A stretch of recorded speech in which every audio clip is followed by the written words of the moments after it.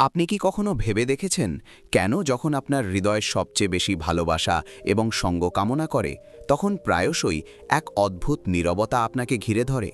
আপনি কি কখনো অনুভব করেছেন যে যাদের আপনি আপনার সবচেয়ে কাছের মানুষ বলে মনে করতেন তারা ধীরে ধীরে আপনার জীবন থেকে দূরে সরে যাচ্ছে?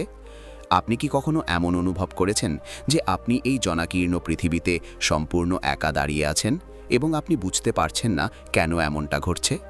যদি তাই হয় তাহলে সম্ভবত আপনিও সেই একই প্রশ্নের সাথে লড়াই করছেন যা প্রতিটি মানুষের হৃদয়ে জেগে ওঠে, যার আত্মা আরও মহৎ কিছু অর্জনের জন্য আকুল হয়। কিন্তু আপনি কি জানেন যে এই একাকিত্ব, এই নির্জনতা, মানুষের এই চলে যাওয়া, এই অবর্ণনীয় যন্ত্রণা, এই নীরবতা যা এক অদৃশ্য সজ্জার মতো মনে হয়, তা আসলে কোনো সজ্জা নয়, বরং ঈশ্বরের সর্বশ্রেষ্ঠ পুরস্কার হতে পারে। কারণ মহান সাধক ও যোগী পরমহংস যোগানন্দজি মহারাজ অত্যন্ত গভীর একটি কথা বলেছেন। আপনাকে বিচ্ছিন্ন করা হচ্ছে কারণ ঈশ্বর আপনাকে বেছে নিয়েছেন।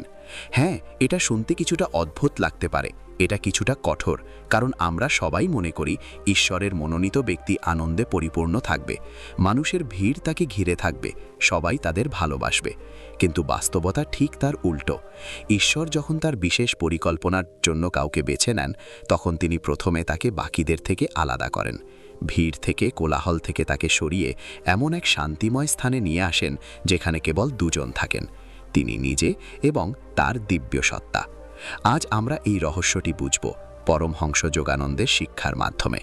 ঈশ্বর কেন তার মনোনীতদের একা ছেড়ে দেন, এই একাকিত্বের উদ্দেশ্য কি, এবং আমরা কিভাবে এই একাকিত্বকে আমাদের সর্বশ্রেষ্ঠ শক্তিতে রূপান্তরিত করতে পারি। কিন্তু বন্ধুরা, একটু অপেক্ষা করুন। আমরা আপনাদের জন্য ভিডিও তৈরি করতে অনেক পরিশ্রম করি, তাই এর বিনিময়ে আপনারা অন্তত একটি লাইক এবং একটি সুন্দর মন্তব্য করতে পারেন। ভিডিওটি অবশ্যই লাইক করুন এবং চ্যানেলটি সাবস্ক্রাইব করুন, আপনার বন্ধুদের সাথে শেয়ার করুন এবং কমেন্টে আমাদের জানান যে আপনি এই ভিডিওটি কোথা থেকে দেখছেন। চলুন ভিডিওতে যাওয়া যাক। প্রথমে আমাদের বুঝতে হবে পরমহংস যোগানন্দজি মহারাজ কে ছিলেন এবং কেন তার কথায় এত গভীরতা ও সত্য নিহিত আছে। যোগানন্দ 1893 সালের 5ই জানুয়ারি উত্তরপ্রদেশের গোরখপুরে এক ধর্মপ্রাণ বাঙালি পরিবারে জন্মগ্রহণ করেন। তার বাল্য নাম ছিল মুকুন্দলাল ঘোষ। শৈশব থেকেই ঈশ্বরকে জানা ও লাভ করার এক অদ্ভুত আকাঙ্ক্ষা তার মধ্যে ছিল। তার চেতনা এতটাই গভীর ও অসাধারণ ছিল যে তার পরিবারও বিশ্বাস করত যে এই শিশুটি কোনো সাধারণ আত্মা নয়। এটি সত্য প্রমাণিত হয়েছিল, কারণ মায়ের কোলে থাকা অবস্থাতেই মহান যোগী লাহিড়ী মহাশয় তার মাকে বলেছিলেন, ছোট্ট মা, তোমার ছেলে একজন যোগী হবে এবং এক আধ্যাত্মিক ইঞ্জিনের মতো বহু আত্মাকে ঈশ্বরের রাজ্যে নিয়ে যাবে।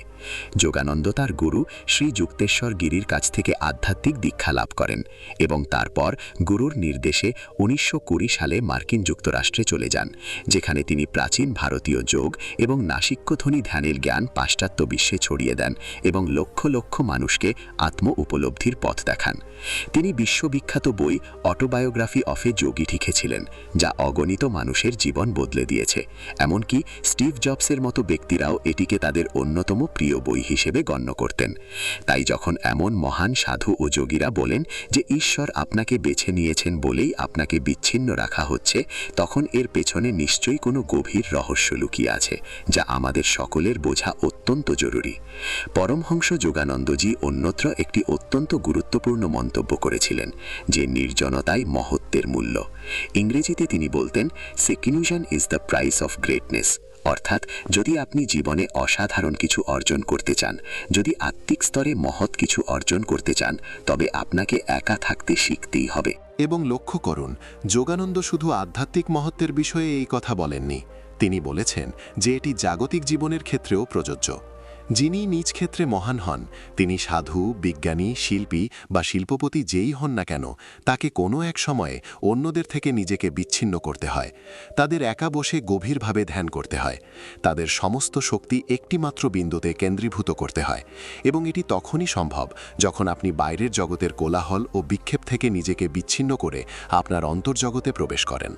যোগানন্দ জোর দিয়েছিলেন যে এই অত্যন্ত ব্যস্ত জীবনে আপনি নিজের সাথে একা না থাকলে কখনো কখনো সফল হতে পারবেন না। সুতরাং এই একাকিত্ব, যাকে অভিশাপ বলে মনে হতে পারে, তা আসলে একটি আশীর্বাদ। এই সময়েই আপনার আত্মা গঠিত হয়, আপনার ভেতরের হীরাটি পালিশ করা হয়, এবং এই প্রক্রিয়াটি প্রায়শই বেদনাদায়ক, কারণ একটি হীরাকে পালিশ করতে হলে তাকে প্রথমে কাটতে হয় এবং তারপর পালিশ করতে হয়। একইভাবে ঈশ্বর আপনাকে জগতের চাকচিক্য থেকে দূরে নিয়ে যান, আপনার আত্মাকে আলোকিত করার জন্য, যাতে আপনি আপনার প্রকৃত পরিচয় আবিষ্কার করতে পারেন। কিন্তু একটা খুব গুরুত্বপূর্ণ বিষয় আছে যা আমাদের সকলের বোঝা উচিত। একাকিত্ব এবং নির্জনতার মধ্যে বিশাল পার্থক্য রয়েছে। একাকিত্ব হলো যখন আপনি নিজেকে একা অনুভব করেন, যখন আপনার মনে একটা শূন্যতা থাকে, যখন আপনার মনে হয় যে আপনার আপন কেউ নেই, কেউ আমাকে বোঝে না, কেউ আমার সাথে নেই। এই একাকিত্ব একটি মানসিক যন্ত্রণা, এক ধরনের কষ্ট। কিন্তু নির্জনতা সম্পূর্ণ ভিন্ন একটি বিষয়। নির্জনতা হলো যখন আপনি নিজের সাথে থাকেন, যখন আপনি ইচ্ছাকৃতভাবে একা থাকার সিদ্ধান্ত নেন, কারণ আপনি আপনার ভেতরের নীরবতার মধ্যে কিছু একটা খুঁজছেন। যোগানন্দ এটি খুব সুন্দরভাবে ব্যাখ্যা করেছেন। তিনি বলেছেন যে যখন আপনি অন্যদের সাথে থাকবেন তখন সম্পূর্ণরূপে তাদের সাথে থাকুন, আর যখন আপনি একা থাকবেন তখন সম্পূর্ণরূপে ঈশ্বরের সাথে থাকুন। যখন অন্যদের সাথে থাকবেন তখন অন্যদের সাথেই থাকুন, যখন একা থাকবেন তখন ঈশ্বরের সাথে থাকুন। এটি একটি অত্যন্ত গভীর বিষয়। এর অর্থ হল ঈশ্বর আপনাকে বিচ্ছিন্ন করছেন না যাতে আপনি সেখানে দুঃখী হয়ে বসে নিজের ভাগ্যকে অভিশাপ দেন, বরং তিনি আপনাকে বিচ্ছিন্ন করছেন যাতে আপনি সেই নীরবতার মধ্যে তার কণ্ঠস্বর শুনতে পান। কারণ ঈশ্বরের কণ্ঠস্বর খুব কোমল, কোলাহলের মধ্যে তা শোনা যায় না। বাইরের সমস্ত শব্দ বন্ধ করে দিলে যে গভীর নীরবতা নেমে আসে, কেবল সেখানেই এটি শোনা যায়। যোগানন্দ এই নীরবতাকে জাগ্রত নীরবতা বলেছেন, অর্থাৎ এমন এক নীরবতা যেখানে আপনার চেতনা সম্পূর্ণরূপে জাগ্রত থাকে, আপনার আত্মা সজাগ থাকে এবং আপনার সমস্ত মনোযোগ কেবল ঈশ্বরের উপর নিবদ্ধ থাকে। এখন প্রশ্ন জাগে, ঈশ্বর কেন তার মনোনীত লোকদের পৃথক করে রাখেন? এর পেছনের রহস্য কী? যোগানন্দের শিক্ষা অনুসারে এর একটি প্রধান কারণ হল, ঈশ্বর যখন কোনো নির্দিষ্ট কাজের জন্য একটি আত্মাকে বেছে নেন, তখন সেই আত্মা এক বিশেষ ধরনের প্রশিক্ষণের মধ্য দিয়ে যায়। ঠিক যেমন সেনাবাহিনীতে যখন কোনো সৈনিককে একটি বিশেষ অভিযানের জন্য নির্বাচিত করা হয়, তখন তাকে প্রথমে অন্যদের থেকে আলাদা করে কঠোর প্রশিক্ষণ দেওয়া হয়, যাতে সে অভিযানের জন্য সম্পূর্ণরূপে প্রস্তুত হতে পারে। একইভাবে আধ্যাত্মিক পথে যখন আপনার আত্মা পরবর্তী স্তরে যাওয়ার জন্য প্রস্তুত হয়, তখন জীবন আপনাকে বাহ্যিক অবলম্বন থেকে মুক্ত করে। যারা আপনার চারপাশে ছিল এবং আপনার আধ্যাত্মিক অগ্রগতিতে বাধা দিচ্ছিল, তারা আপনি দূরে সরে যেতে শুরু করে। যে সম্পর্কগুলো আপনাকে দমিয়ে রেখেছিল, সেগুলো ভাঙতে শুরু করে।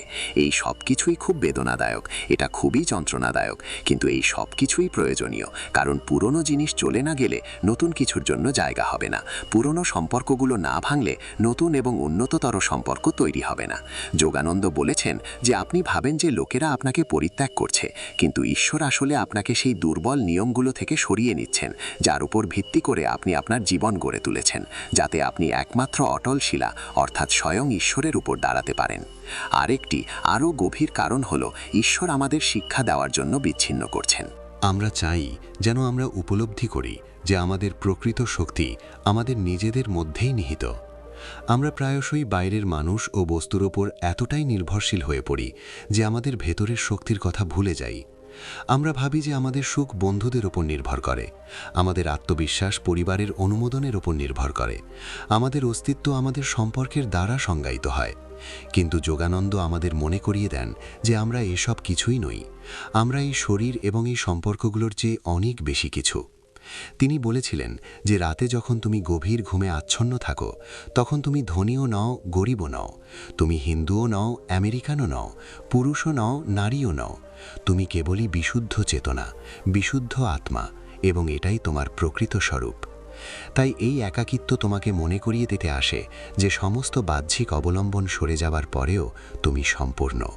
তুমি একা থেকেও সম্পূর্ণ, কারণ তোমার যা কিছু প্রয়োজন তার সবই তোমার ভেতরে রয়েছে, আর সেটাই ঈশ্বর, আকাশ, সেই দিব্য আলো যা কখনো নিভে যায় না। যখন তুমি এই সত্যকে গ্রহণ করো, তখন কেউ তোমাকে একা করতে পারে না, কারণ তখন তুমি উপলব্ধি করো যে আমি কখনো একা ছিলাম না। পরম পিতা সর্বদা আমার সঙ্গে আছেন, প্রতিটি নিঃশ্বাসে আমার সঙ্গী। যোগানন্দ আরেকটি সুন্দর উদাহরণ দিয়ে এই বিষয়টি আরও ব্যাখ্যা করেছেন। তিনি বলেছেন যে ঠিক যেমন একজন গর্ভবতী মাকে তার গর্ভের সন্তানকে রক্ষা করার জন্য কোলাহলপূর্ণ ভিড় এবং বিপজ্জনক জায়গা থেকে দূরে থাকতে হয়, তেমনি ঈশ্বর যখন আপনার আত্মার মধ্যে কোনো দিব্য অভিপ্রায় বা নতুন সৃষ্টিকে লালন করেন, তখন তিনি আপনাকে বাহ্যিক প্রভাব থেকে রক্ষা করেন। জগতের বিষাক্ত পরিবেশ থেকে আপনাকে রক্ষা করার জন্য তিনি আপনাকে একটি সুরক্ষামূলক আবরণে আবদ্ধ করেন। সেই আবরণটি হলো একাকিত্বের আবরণ। আপনি নিজেকে বন্দী মনে করেন। আপনার মনে হয় সবাই আপনাকে ভুলে গেছে। আপনার ফোন বেজে ওঠা বন্ধ হয়ে গেছে। সোশ্যাল মিডিয়ায় আপনাকে জিজ্ঞাসা করার মতো কেউ নেই। কিন্তু বাস্তবে এটাই সেই সময় যখন আপনার ভেতরে একটি নতুন চেতনার জন্ম হচ্ছে। যোগানন্দ বলতেন যে ঈশ্বরের নির্বাচিত সন্তানদের প্রায়শই জগৎ থেকে দূরে একটি গুহায় নিয়ে যাওয়া হয়। সেই গুহাটি হতে পারে আপনার নিজের ঘর অথবা আপনার মনের সেই গভীরতা যেখানে অন্য কেউ পৌঁছাতে পারে না। আর সেই গুহায় আপনি একা নন। সেখানে সমগ্র মহাবিশ্বের শক্তি আপনার বিকাশের জন্য কাজ করছে। কিন্তু বন্ধুরা, একটু অপেক্ষা করুন। আমরা যদি আপনাদের জন্য ভিডিও বানাতে এত পরিশ্রম করি, তাহলে আপনারা অন্তত বিনিময়ে আমাদের একটি লাইক এবং একটি সুন্দর মন্তব্য তো দিতে পারেন। ভিডিওটি লাইক করুন এবং চ্যানেলটি সাবস্ক্রাইব করুন, আপনার বন্ধুদের সাথে শেয়ার করুন এবং আপনি এটি কোথায় দেখছেন তা জানিয়ে একটি মন্তব্যও করুন। চলুন ভিডিওটি নিয়ে এগিয়ে যাই। কিন্তু এটাও বোঝা অত্যন্ত জরুরি যে যোগানন্দের মতে এই একাকিত্বের সময়কাল চিরস্থায়ী নয়। এটি একটি ঋতুর মতো যা আসে এবং যায়। যেমন শীতের পরে বসন্ত আসেই, তেমনি এই আধ্যাত্মিক শীতের পরে এমন এক বসন্ত আসে যেখানে যারা সত্যিই আপনার আত্মার আপন তারা আপনার জীবনে প্রবেশ করে। যোগানন্দ বলেছেন যে যখন আপনি আপনার একাকিত্বের সময়ে ঈশ্বরের সাথে একটি গভীর সংযোগ স্থাপন করেন, তখন ঈশ্বর আপনাকে সেই সব মানুষের কাছেই ফিরিয়ে দেন। কিন্তু এই সময়ে আপনি রূপান্তরিত হন। আপনি আর ভিড়ের দাস নন, বরং ভিড়ের পথপ্রদর্শক। আপনি আর অন্যদের অনুমোদনের জন্য আকুল হন না, কারণ আপনি ঈশ্বরের অনুমোদন লাভ করেছেন। আর এই অবস্থাকেই যোগানন্দ আত্ম উপলব্ধি বলেছেন। আর এই যন্ত্রণা, এই একাকিত্বের ভার, এই অস্থিরতা যা রাতের ঘুম কেড়ে নেয়, যোগানন্দের মতে এই হলো সেই দিব্য অসন্তোষ যা ঈশ্বর আপনার অন্তরে স্থাপন করেছেন, যাতে আপনি এই জগৎ থেকে মুক্ত হতে পারেন। ক্ষণস্থায়ী সুখে কখনো সন্তুষ্ট হবেন না। যদি আপনার এই একাকিত্ব না থাকতো, তবে আপনি কখনো ঈশ্বরের সন্ধান করতেন না। এই একাকিত্ব হলো একটি আভ্যন্তরীণ সতর্ক সংকেতের মতো যা জানান দেয় যে আপনার গন্তব্য অন্য কোথাও। এই জগৎ আপনার প্রকৃত ঘর নয়। আপনাকে আপনার উৎসে ফিরে যেতে হবে। এই কারণেই যখন যোগানন্দ বলেন যে ঈশ্বর আপনাকে বেছে নিয়েছেন, এর মানে এও যে জগতের কৃত্রিম মাধুর্যের মধ্যে তুমি আর কোনো বিকল্প খুঁজে পাবে না। তুমি শান্তি পাবে কেবল সেই পরম সত্তার প্রকৃত অমৃতের মধ্যেই। এই বিষয়টি আরও গভীরভাবে বোঝার জন্য আমাদের যোগানন্দের নিজের জীবনের দিকে তাকাতে হবে। তার সমগ্র জীবনই প্রমাণ করে যে ঈশ্বর তাকে বারবার একা ছেড়ে দিয়েছিলেন। যখন তার বয়স মাত্র 11 বছর, তখন তার প্রিয় মা পরলোক গমন করেন। এটি ছিল তার জীবনের প্রথম বড় আঘাত, যেখানে তিনি অসহায় একাকিত্ব অনুভব করেছিলেন। কিন্তু পরে তিনি তার বইতে লিখেছিলেন যে তার মায়ের মৃত্যু এমন একটি ঘটনা ছিল যা তাকে বাহ্যিক স্নেহের সমর্থন থেকে সরিয়ে দিয়েছিল এবং সম্পূর্ণরূপে দিব্য জননীর কোলে নিক্ষেপ করেছিল। এরপর যখন তিনি বড় হলেন, তার গুরু শ্রীযুক্তাজি তাকে আমেরিকায় পাঠিয়ে দেন, এমন এক জায়গায় যেখানে তার কেউ ছিল না, কোনো পরিবার নেই, কোনো পরিচিত জন নেই। বোস্টনের বরফ ঢাকা রাস্তায় তিনি সম্পূর্ণ একা ছিলেন। তার কোনো টাকা ছিল না, কোনো মানুষ তাকে চিনত না। কিন্তু সেই নির্জনতার মাঝেই আমেরিকার মাটিতে তিনি যে ধ্যানের বীজ বপন করেছিলেন, তাই পরবর্তীকালে আত্মস্বরূপে পরিণত হয়। এটি উপলব্ধি ফেলোশিপের এক বিশাল বৃক্ষে পরিণত হয়েছিল। তিনি তার শিষ্যদের বলেছিলেন যে ভারতে শুরু থেকে তিনি যে ভালোবাসা ও স্বীকৃতি পেয়েছিলেন, আমেরিকাতেও যদি তা পেতেন, তবে তিনি কখনোই এত গভীর ধ্যানে যেতে পারতেন না। পরিস্থিতি তাকে একমাত্র ঈশ্বরের কাছেই আশ্রয় নিতে বাধ্য করেছিল। তাই তিনি বলতেন যে যদি তোমার মনে হয় জীবন তোমাকে সঙ্গীতের মধ্যে আবদ্ধ করে রেখেছে, তবে বোঝো যে ঈশ্বরই তোমাকে বেছে নিয়েছেন, কারণ তিনি চান তুমি আর জগতের দিকে না তাকিয়ে তার দিকে তাকাও। এখন আলোচনা করা যাক এই পরিস্থিতিতে আমাদের কি করা উচিত। এর জন্য যোগানন্দ খুব স্পষ্ট নির্দেশ দিয়েছিলেন। প্রথম নির্দেশ হলো নিজের একাকিত্বকে মেনে নেওয়া, তা থেকে পালিয়ে না যাওয়া। তিনি বলতেন যে যখন তোমার জীবনে নীরবতা আসে তখন গোলমাল করার জন্য না ছুটে শান্তভাবে বসে সেই নীরবতাকে আলিঙ্গন করো, কারণ সেই নীরবতা থেকেই ঈশ্বরের বাণী উচ্চারিত হয়। দ্বিতীয় নির্দেশ হল নিজের সময়কে বিজ্ঞতার সাথে ব্যবহার করা। যোগানন্দ একটি সুন্দর কথা বলেছেন, একাকিত্বের মুহূর্তগুলো এই মহাবিশ্বের সবচেয়ে মূল্যবান মুদ্রা। দুশ্চিন্তা করে বা টিভি দেখে সেগুলো নষ্ট করো না। এই সেই সময় যখন আপনি কোনো রকম বিক্ষেপ ছাড়াই ধ্যান করতে পারেন, যখন আপনি নিজের অন্তরে তাকিয়ে দেখতে পারেন আপনি কে। তিনি উপদেশ দিয়েছিলেন যে ঘুমাতে যাওয়ার আগে এবং সকালে ঘুম থেকে ওঠার পর ঈশ্বরের ধ্যানে আপনার ঘরে অন্তত আধ ঘন্টা একা কাটানো উচিত। আর তৃতীয় নির্দেশটি হল কৃতজ্ঞতার মনোভাব রাখা। যোগানন্দ বলতেন যে যদি আপনি একা বলে অভিযোগ করেন তবে আপনি চিরকাল একাই থাকবেন, কিন্তু যদি আপনি প্রার্থনা করেন, হে প্রভু, তুমি আমাকে তোমার কাছে ডেকেছ বলে তোমাকে লক্ষবার ধন্যবাদ, তবে সেই একাকিত্ব তৎক্ষণাৎ উৎসবে পরিণত হবে। কারণ যেখানে কৃতজ্ঞতা আছে সেখানেই ঈশ্বর বাস করেন, আর যেখানে ঈশ্বর বাস করেন সেখানে একাকিত্ব টিকতে পারে না। এটাও বোঝা অত্যন্ত জরুরি যে যোগানন্দ স্পষ্টভাবে বলেছেন, ঈশ্বর যখন আপনাকে বিচ্ছিন্ন করেন তখন তিনি আপনাকে সমাজ থেকে বিমুখ বা পাগল করার জন্য তা করেন না, বরং আপনাকে এমন একজন যোদ্ধা হিসেবে গড়ে তোলেন যিনি ভিড়ের মধ্যে বাস করেন এবং ভিড় দ্বারা প্রভাবিত হন না। এমন এক পদ্ম যা কাদার মধ্যেও তার পাপড়িতে এক ফোঁটা জল জমতে দেয় না। তিনি ব্যাখ্যা করলেন যে প্রকৃত যোগী সে নয় যে বনে পালিয়ে যায়, বরং সেই যে এই দুনিয়ার মাঝে থেকেও হিমালয়ের গুহার মতো একই অন্তরে শান্তি অনুভব করে। কিন্তু এই অবস্থায় পৌঁছানোর জন্য প্রথমে একা গিয়ে সেই শান্তির অনুশীলন করতে হবে। তাই যখন আপনাকে বিচ্ছিন্ন করা হচ্ছে তখন একে আপনার চূড়ান্ত পরিণতি বলে মনে করবেন না। এটি কেবল একটি প্রস্তুতিমূলক ক্লাস।